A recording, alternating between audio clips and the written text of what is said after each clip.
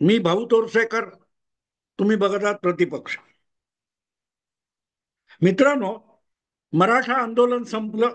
जरांगे पाटील हे त्यांच्या आवडत्या संभाजीनगरच्या इस्पितळात जाऊन उपचार घेत आहेत, तिथून पत्रकार परिषदा घेत आहेत. आणि जे काय ऐन गणेशोत्सवामध्ये मुंबईमध्ये धुमशान केलं गेलं, धुडगूस घातला गेला, आणि त्यातून मिळालं काय याचं पोस्टमार्टेम आपापल्या पद्धतीने सगळे राजकीय विश्लेषक करतायत. पण मला थक्क करणारी एकच गोष्ट वाटली की अजूनही आपल्या संपादक, विश्लेषक, पत्रकार, संपादक यांना शरद पवारांनी याच्यात टाकलेली गुगली किंवा फिरवलेली भाकरी कशी सापडली नाही याचं मला नवल वाटलंय. कारण हा विषय गणेशोत्सवापूर्वी सुरू झाला. तिकडे अंतरवली सराटीमध्ये बसून जरांगे पाटील धमकावत होते, तेव्हा अचानक शरद पवारांनी हा विषय दिल्लीत आणि घटना दुरुस्तीने सुटू शकेल अशा रीतीने एक कुरापत केलेली होती, धादांत खोटारडेपणा केला होता. जो माणूस आयुष्यभर आधीच्या 25-30 वर्षात मराठा आंदोलन कायद्याने अशक्य आहे याची ग्वाही देत होता, तो अचानक घटना दुरुस्तीने मराठा आरक्षण मिळू शकतं अशी लोणकडी थाप मारतो. आणि अशा नेहमी कुरापती करणं, उचापती करणं, यालाच पवारांची गुगली, पवारांची गुगली म्हणणारे जे कोणी दिवटे पत्रकार, बुद्धिजीवी आहेत, त्यांना या काल परवाच्या 8 दिवसामध्ये ज्या घटनाक्रम घडला त्यामध्ये पवारांची गुगली वगैरे का दिसली नाही, आणि आतापर्यंत त्यावर कोणी विवेचन आणि प्रवचन का केलेलं नाही याचं मला नवल वाटलंय. उलट बघता बघता अगदी कोंडीत सापडलेला आणि शेवटच्या चेंडूवर सिक्सर मारून मॅच फिरवणारा अशा पद्धतीत जे देवेंद्र फडणवीसांचं कौतुक चालू आहे ते धक्कादायक आहे. अगदी गेला देवेंद्र फडणवीस चालला म्हणून तर मी गमतीने तो व्हिडिओ केला होता ना, जो व्हायरल झाला.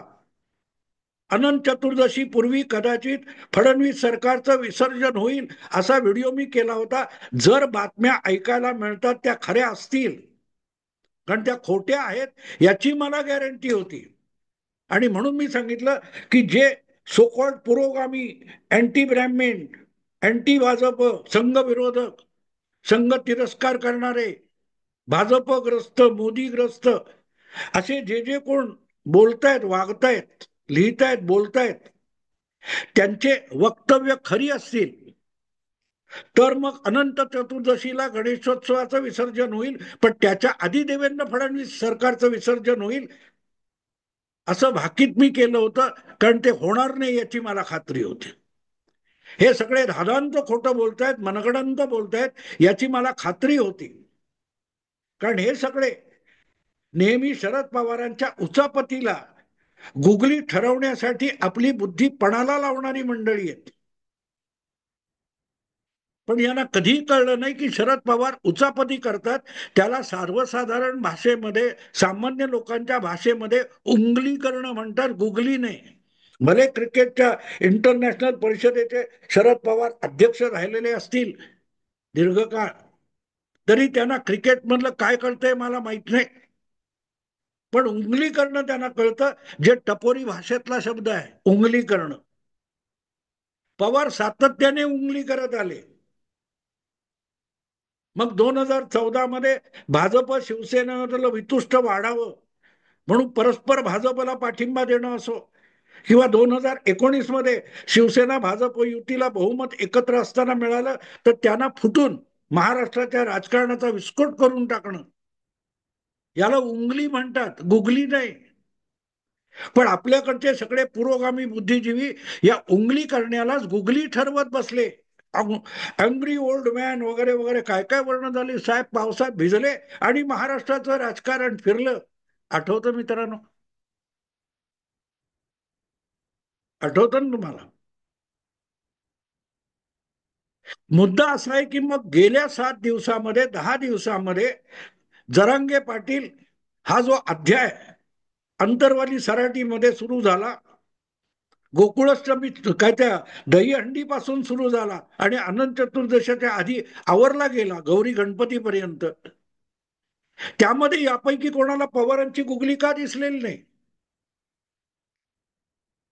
त्याचं कारण सरळ आहे की पवारांचा सकट त्यांचे सगळे भाट चमचे पत्रकार बुद्धिजीवी आहेत, त्यांना देवेंद्र फडणवीस नावाच्या माणसाने टाकलेली गुगली अजूनही कळलेली नाही.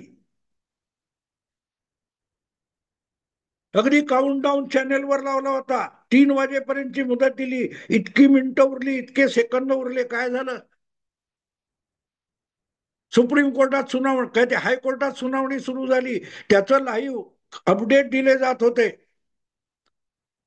अखेर तुमचं आमचं वैर संपलं. मुख्यमंत्री आणि दोन्ही उपमुख्यमंत्री असते आले असते उपोषण सोडवायला तर बरं, असं म्हणण्यापर्यंत जरांगे पाटील मागे गेले. नवीन काहीही दिलेलं नाही. हे पहिला जी आर वाशीला जाऊन जरांगेंच्या हातात देणारे माजी मुख्यमंत्री आजचे उपमुख्यमंत्री एकनाथ शिंदे यांनी पण सांगितलंय की नवीन काही झालेलं नाही. आणि जे कालपर्यंत जरांगे पाटलांना हरभऱ्याच्या झाडावर चढवत होते ते पण सांगतायत यातून काही मिळणार नाही, नवीन काहीही झालेलं नाही. कालपर्यंत ज्यांच्या गुणगानाने नाही अंकुर फुटत होते जरांगे पाटलांना, ते जरांगे पाटील आता म्हणतात त्यांचेच हे कालचे चमचे आज नुसतं संभ्रम पसरवतात. मुद्दा तोच असतो मित्रांनो, समोरच्याला बोलू द्यायचं असतं, तो बोलतो, ते समजून घेण्याचा प्रयत्न करायचा असतो. काल अशीच आगलावी एक भूमिका मी कुठच्या तरी एका युट्यूब मध्ये ऐकली की जरांगे पाटलांनी सांगितलं वैर संपलं, मुख्यमंत्री आले असते तर बरं झालं असतं, आम्हाला हवं होतं वगैरे वगैरे वगैरे, तुमचं आमचं वैर संपलं. या जरांगे पाटलांनी आपण देवेंद्र फडणवीसांना वैरी मानतो, महायुती सरकारला आपण वैरी मानतोय, सांगितलं वैर कुठचं आलं? तुम्ही जर राजकारणात नाही आहात, तुम्ही जर निवडणुकीच्या आखाड्यात नाही आहात, तर महायुती किंवा भाजप किंवा त्याचा मुख्यमंत्री देवेंद्र फडणवीस हा जरांगे पाटलांचा वैरी होतोच कसा आणि का? तर तो शरद पवारांचा वैरी आहे, तो राष्ट्रवादी काँग्रेसचा वैरी आहे, तो उद्धव ठाकरेंचा वैरी आहे, तो काँग्रेस पक्षाचा वैरी आहे, म्हणून जरांगे पाटलांचा वैरी आहे. आणि म्हणून जरांगे पाटलांच्या नावावर जे आंदोलन उभं करायचं ते देवेंद्र फडणवीस विरोधी दाखवलं जात होतं. मग तो उपमुख्यमंत्री असो मुख्यमंत्री असो, जरांगे पाटील सामान्य बुद्धीचा माणूस आहे, पण तो अनवधानाने त्याच्या तोंडून सुद्धा खरं बोललं जातं आणि हे खरं त्या मंचावर उपोषणाच्या बाहेर पडलं की तुमचं वैर संपलं. पण संपलं म्हणताना आपण वैर्यासारखे वागत होतो हेच जरांगे पाटलांनी कबूल केलं ना. आणि मग प्रश्न असा येतो की जरांगे पाटील आणि देवेंद्र फडणवीस यांचं व्यक्तिगत भांडण काय आहे? व्यक्तिगत भांडण काय आहे? तर जरांगे पाटील कोणाच्या तरी इशाऱ्यावर हे वैर्याचं राजकारण करत होते, डावपेच खेळत होते.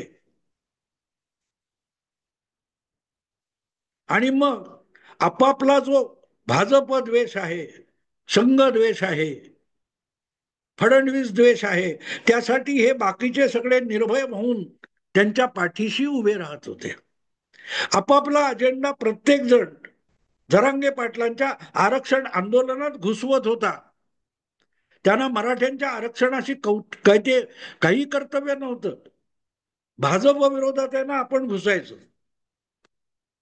आणि म्हणूनच या सगळ्या प्रकारात नेमकं काय झालंय, म्हणजे काहीच झालेलं नाही याचं विवेचन अजिबात होत नाहीये. आणि ते करायचं तर शांतपणे बसायचं आणि तुमच्या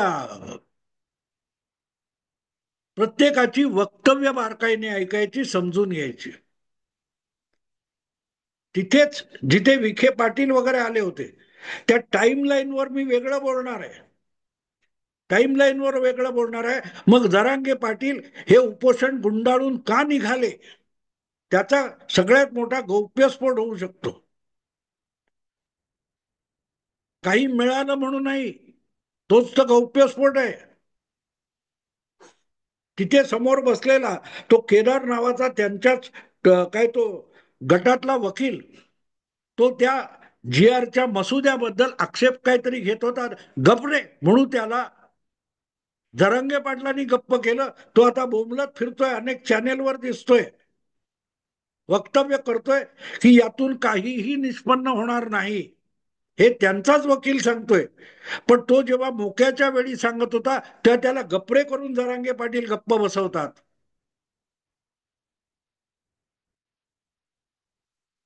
आणि नंतर सरोदे सांगतात मला मेसेज पाठवता पाठवण्याच्या आधीच गेम झाला होता, का गेम ठरलेला होता. उपोषण इतक्या वेळात संपवायचं आणि कोर्टाचा बडगा उगारला जळणाच्या आधी गुंडाळायचं, हा निर्णय झाला होता. त्याला पूरक असा जी आर देण्यात आला. त्यात काही नवीन नव्हतं, जुन्याच कागदाचा नवा झेरॉक्स, या पलीकडे त्यात काहीही नाहीये. आणि हे ज्यांना समजून घ्यायचंय, मागण्या आंदोलन आम्ही बघत आलो. मी 55 वर्ष पत्रकार राहिलो, तेव्हा मला माहितीये मागण्या आंदोलनात काय केल्या जातात आणि किती स्वीकारल्या जातात. 10 मागण्या केल्या जातात, त्यातल्या 8 मागण्या अनावश्यक असतात, त्या मागे घेण्यासाठी पुढे गेलेल्या असतात.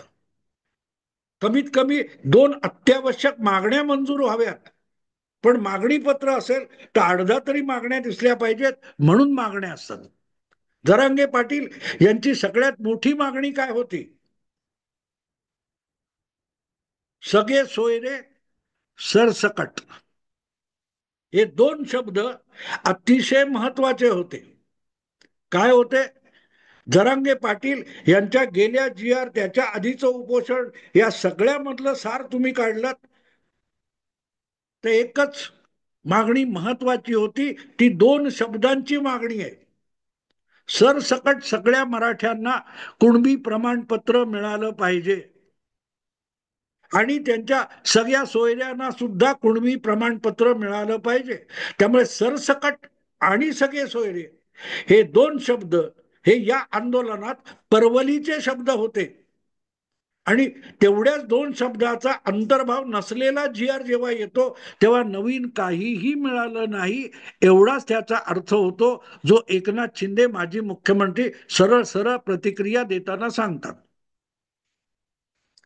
आता सगळे विश्लेषक जे म्हणतात ते पहिल्या दिवशी आंदोलन संपलं, उपोषण मागे घेतलं, जरांगे निघाले, हे बोलताना जिंकले रे भावानो, जिंकलो राजे हो, हे कोण देत होतं प्रतिक्रिया?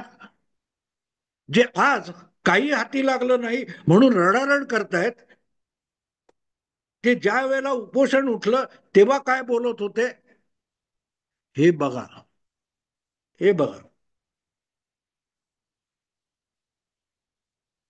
आणि दुर्दैव असं आहे की आपण काहीही दिलेलं नाही. जरांगे पाटलांची महत्वाची मागणी आपण फेटाळलेली आहे, हे तो बामण मुख्यमंत्री स्वतः सांगतोय. उपोषण संपलं, आंदोलन आटोपलं, त्याचं खरं कारण जरांगे पाटील यांनी कायद्यात जी अनावश्यक आणि अशक्य असलेली मागणी पुढे केली होती ती त्यांनी मागे घ्यायची तयारी दर्शवली आणि आंदोलन संपलं. हे खुद्द देवेंद्र फडणवीसांनी प्रामाणिकपणे सांगितलेलं आहे. विरोधाचं राजकारण चालू असतं, पण तरीही देवेंद्र फडणवीस जितकं प्रामाणिक बोलतात तितकं फक्त शरद पवार खोटं बोलतात.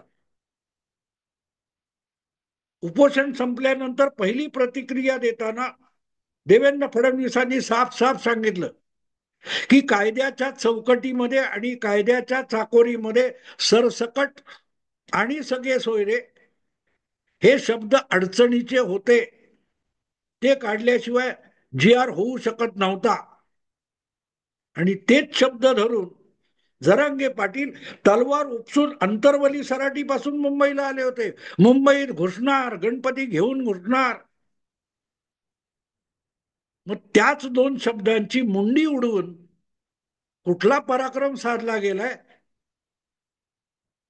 याचं विवेचन कोणी केलं? कोणी केलंय याचं विवेचन?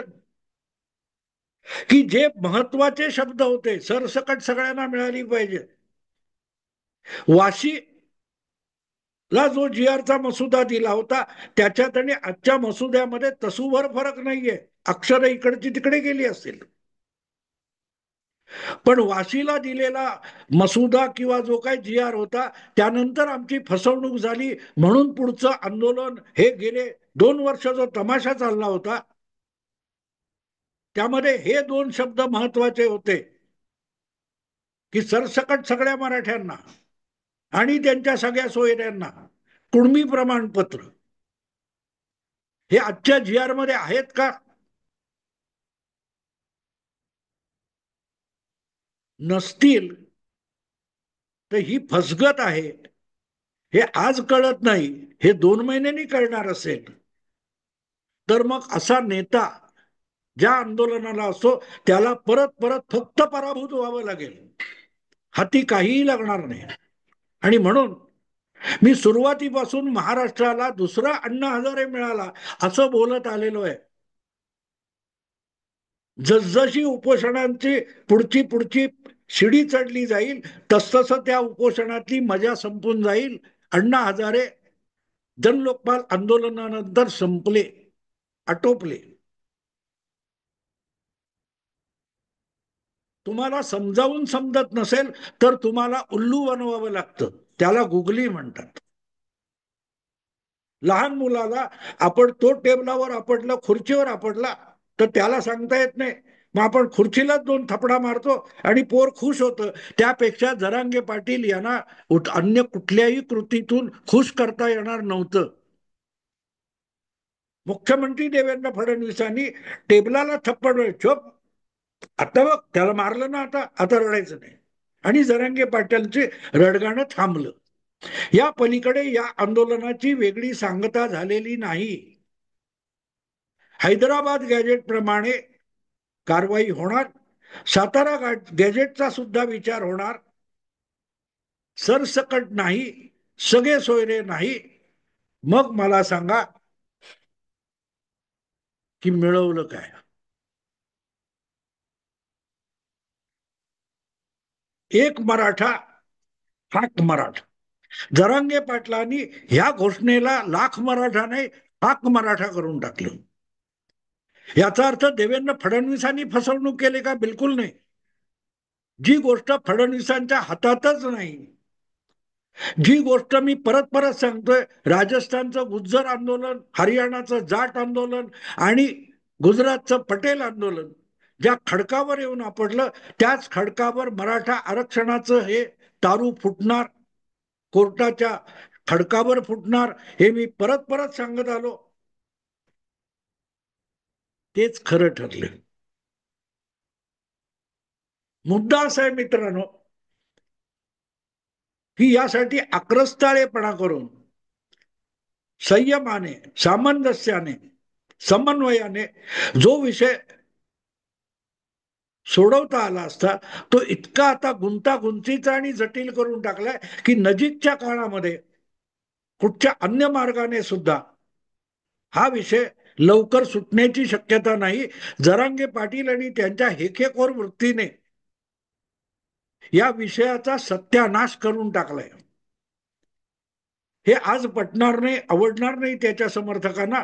मी त्यावेळेला सुद्धा गिरणी संपाच्या वेळेला सुद्धा मी गिरण गावातला जन्माला आलेला असून सुद्धा बोलत होतो, तर मला माझे परिचिता शिव्या घालत होते, कारण ते गिरण गावातले होते, मी गिरण गावातला होतो. तू गद्दार आहेस म्हणत होते. मला शिव्या सहन कराव्या लागल्या. पण दत्ता सामंतांनी जे काय आंदोलन उभं केलं त्यात 2-2.5 लाख गिरणी कामगार आणि तितके संसार बर्बाद झाले. याची वेदना मला विसरता येत नाही मित्रांनो. आणि म्हणून आज जरांगे पाटलांचं गुणगान करणाऱ्यांना माझा राग येईल, त्यांची भक्ती करणाऱ्यांना माझा राग येईल. पण 5-7 वर्षानंतर भाऊ खरं बोलत होता हे बोलायची वेळ त्यांच्यावर येईल. आज सुद्धा जुने माझ्यासारखेच म्हातारे झालेले तात्कालीन गिरणी संपातले अनेक माझे लालबाग मधले मित्र परिचित म्हणतात, भाऊ तुझं खरं होतं रे.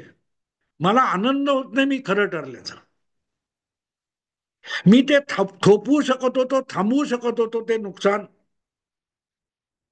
पण तेव्हा कोण कोण म्हणतो देणार नाही, घेतल्याशिवाय राहणार नाही. तेच इकडे होताना दिसतं. आणि मग जी गोष्ट आपल्या हातात नाही ती देवेंद्र देणार कुठून. त्यामुळे ह्या सगळ्या आंदोलनाचा रोख त्यांच्या ब्राह्मण्यावर काढला गेला. ब्राह्मण विरोधी राजकारण आरक्षणाच्या याच्यात घुसवण्यात आलं आणि आरक्षणाचं वाटोळ होऊन गेलं. आजपर्यंतच्या मराठा मुख्यमंत्र्यांनी मराठ्यांसाठी जे केलं नाही ते सुद्धा या ब्राह्मण मुख्यमंत्र्यांनी केलं. त्याला जरांगे असा दुखवून गेलेत, यापुढे मराठ्यांसाठी करताना तो 10 वेळ विचार करेल की यांचं कल्याण करावं की नको. आणि त्यात गरीब मराठ्यांचं नको तितकं नुकसान झालेलं आहे. कारण मराठ्यांना, गरीब गरजू मराठ्यांसाठी एक चांगला मित्र मुख्यमंत्री भेटला होता, त्याला जरांगेंच्या आंदोलनाने दुखवलेलं आहे. त्याला गुगली खेळायला भाग पाडले, कारण तुम्ही उंगलीला नेता समजून बसलात. इथेच थांबतो मित्रांनो. आवडलं लाईक करा, शेअर करा आणि प्रतिपक्षाला सबस्क्राईब करा. नमस्कार.